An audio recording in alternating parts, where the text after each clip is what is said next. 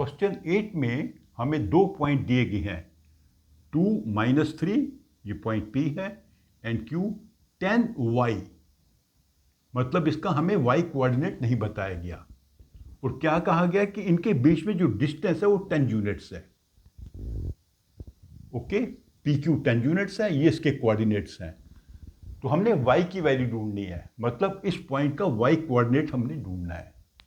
क्योंकि भाई डिस्टेंस दिया हुआ है तो हम डिस्टेंस का फॉर्मूला लगाएंगे और दोनों पॉइंट के बीच में हम डिस्टेंस कैलकुलेट करेंगे। तो ये आपकी इक्वेशन बन जाएगी यहाँ पे।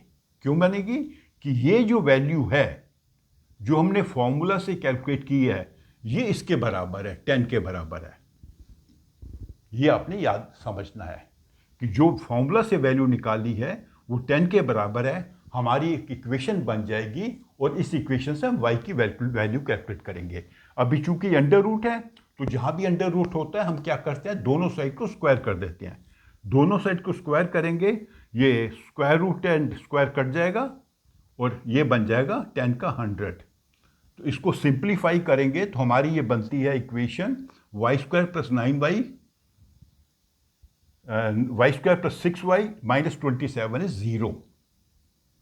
अब इसको हम स्प्लिट कर देंगे, आपको यहीं से आइडिया लगना चाहिए। 9 3 = 27, तो 9y - 3y, तो दो फैक्टर बन गए, y + 9 and y + 9 and y - 3।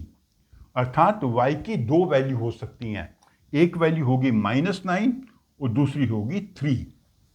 अर्थात ये पॉइंट जो Q है इसके कोऑर्डिनेट हो सकते हैं या तो 10 - 9, अगर हम ये वैल्यू मानते हैं सही, या होगी 10 एंड 3, या ये वैल्यू है।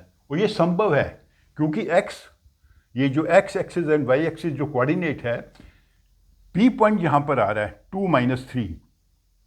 अगर इसके कोऑर्डिनेट हैं 10 - 9 तो ये पॉइंट यहां पर होगा, ये लाइन बनेगी। अगर इसके कोऑर्डिनेट है 10 3 तो ये पॉइंट ऐसे बनेगा। तो ये इसका भी डिस्टेंस 10 यूनिट्स है, इसका भी डिस्टेंस 10 यूनिट्स है। तो ऐसे क्वेश्चंस में आपके दो आंसर आ सकते हैं और दोनों सही होते हैं। तो हमारा आंसर क्या है, y = -9 एंड 3, दोनों में से एक आंसर होगा। अर्थात दोनों ऑप्शंस पॉसिबल हैं इस केस में।